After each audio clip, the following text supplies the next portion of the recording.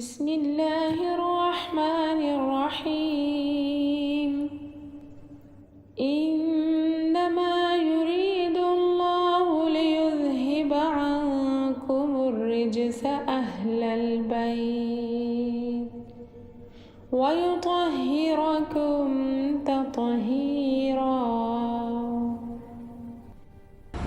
लो जी, हज़रत अली बिन अबी तालिब ਦਾ ਅਸਲੀ ਘਰ ਜਨਾਬ ਮੈਂ ਦਿਖਾ ਰਿਹਾ ਵਾਂ ਆਪਣੇ ਦੇਖਣ ਵਾਲਿਆਂ ਨੂੰ।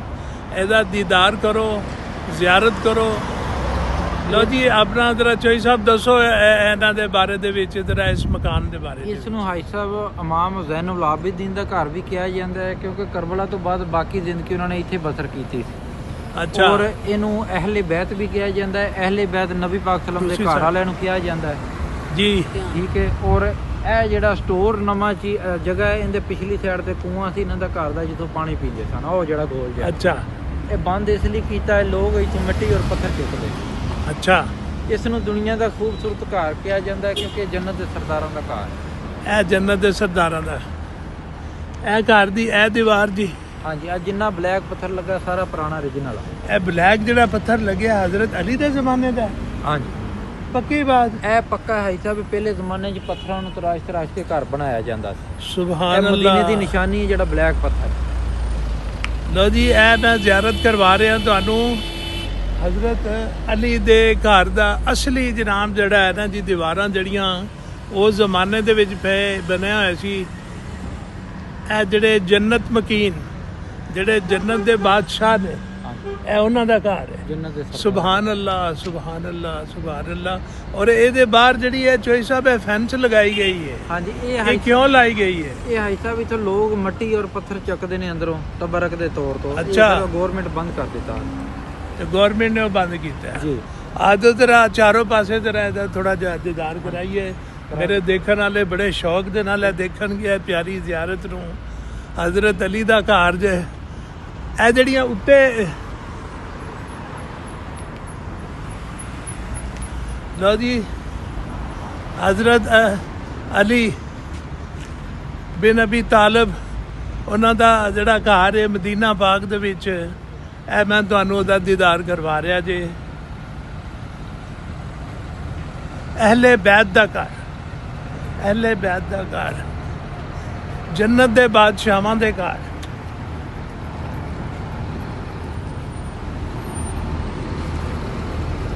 ਇਹ ਘਰ ਦਾ ਤੀਸਰੀ ਦੀਵਾਰ। ਸੁਭਾਨ ਅੱਲਾਹ।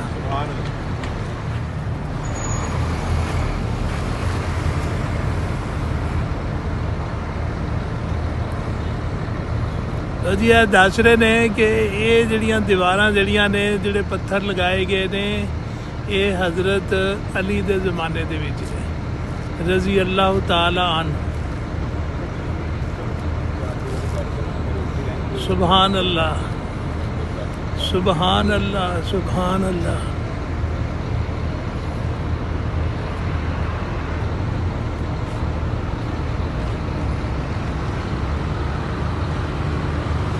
हज़रत अली जिन्ना दे साहबजादे हज़रत इमाम हुसैन, हज़रत इमाम हसन अलैहिस्सलाम, जिहड़े जन्नत दे सरदार, माशा अल्लाह, माशा अल्लाह, जिन्हां दी वालदा औरतां दी सरदार, जन्नत दी सरदार।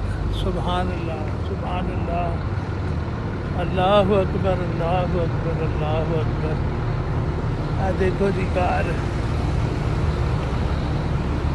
ਹੁਣ ਮੈਂ ਚੌਥੀ ਸਾਈਡ ਵੱਲੋਂ ਤੁਹਾਨੂੰ ਘਰ ਦਿਖਾ ਰਿਹਾ ਵਾਂ, ਅਹਿਲੇ ਬੈਤ ਦਾ ਘਰ।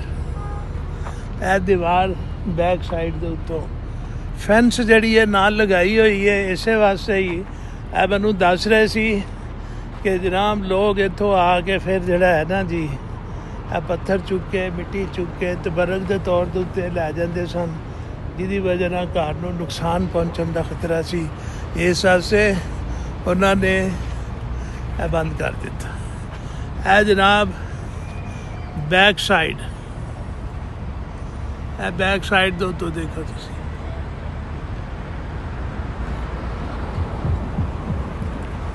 सुबहान अल्लाह, सुबहान अल्लाह। ਅਸਲੀ ਹਾਲਤ ਦੇ ਵਿੱਚ ਮੌਜੂਦ ਮਦੀਨਾ ਸ਼ਰੀਫ ਦੇ ਵਿੱਚ ਹਜ਼ਰਤ ਅਲੀ ਬਿਨ ਅਬੂ ਤਾਲਿਬ ਦਾ ਘਰ।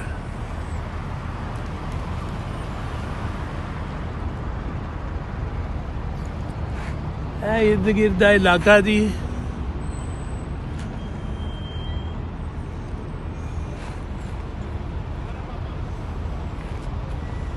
ਇਹ ਹੁਣ ਇਰਦ ਗਿਰਦ ਪਿਛਲੇ ਪਾਸੇ ਜਦੀਦ ਇਬਾਦੀ, ਇਹ ਜਦੀਦ ਪਲਾਜ਼ੇ। ਇਹ ਦੇਖੋ ਇਸ ਘਰ ਦੇ ਇਰਦ ਗਿਰਦ, ਮਗਰ ਇਸ ਘਰ ਦੀ ਵੱਖਰੀ ਹੀ ਸ਼ਾਨ ਹੈ। ਅਹਿਲੇ ਬੈਤ ਦਾ ਘਰ, ਜਿਹੜੇ ਜੰਨਤ ਦੇ ਸਰਦਾਰ ਸਨ ਉਹਨਾਂ ਦਾ ਘਰ। ਦੇਖੋ ਤੁਸੀਂ ਰੱਜ ਰੱਜ ਕੇ ਦੇਖੋ, ਜ਼ਿਆਰਤ ਕਰੋ ਜੰਨਤ ਦੇ ਸਰਦਾਰਾਂ ਦਾ ਘਰ। ਸੁਭਾਨ ਅੱਲਾਹ, ਸੁਭਾਨ ਅੱਲਾਹ, ਸੁਭਾਨ ਅੱਲਾਹ,